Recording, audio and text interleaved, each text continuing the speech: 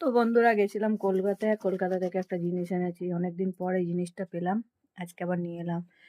আমার মনে হচ্ছে আমাকে ঠকিয়ে দিয়েছে। আচ্ছা, এই যে বলল 200 গ্রাম 30 টাকা। তার মানে ঠিক আছে, তাহলে 200 গ্রামই দাও।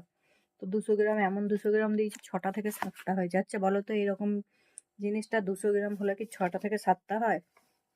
আমার তো মনে হয় আর একটু বেশি হওয়া উচিত। তো যাই হোক, এই যে সে লকডাউনের আগে পাওয়া যেত, মাঝে বন্ধ হয়ে গেছিল, তো আবার নতুন করে চালু হয়েছে।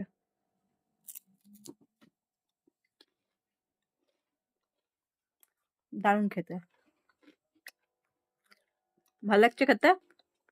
হুম।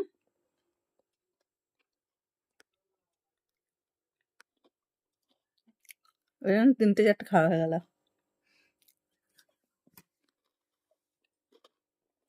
আর ওদের জন্য রেখেছি, আর ওদের জন্য আজকে বাদাম এনেছিলাম। এই দেখো, দুজনকে বাদাম দিয়েছি।